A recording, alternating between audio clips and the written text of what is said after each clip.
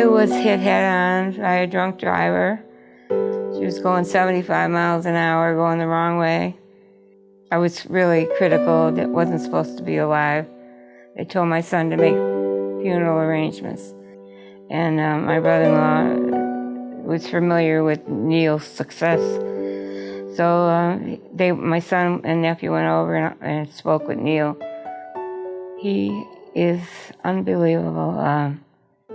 I didn't have to worry about anything. He made everything okay so I could recover. I was in bad shape. I was in intensive care for over a month, and I was in a coma, so it's in and out. But I liked his appearance and his demeanor.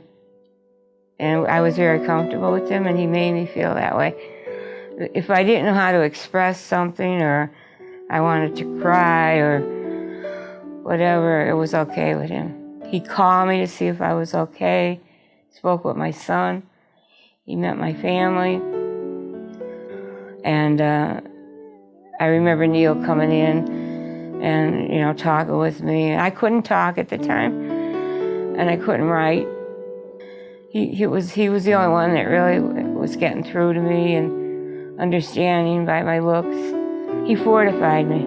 Neil did. I was sad. He made me happy.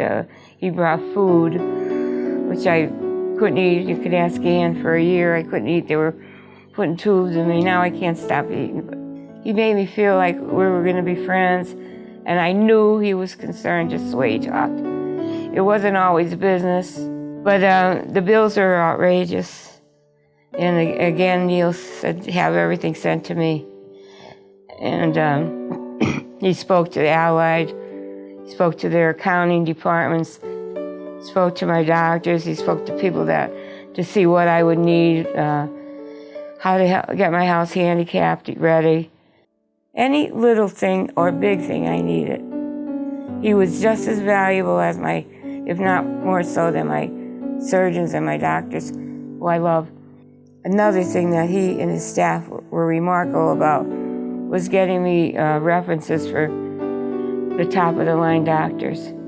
Neil and his nurse on the staff researched and found this doctor in Philadelphia, which to me, she's an angel. And when I went in there, she says, Marlene, work with me. I'm going to, whatever it takes, you're going to talk.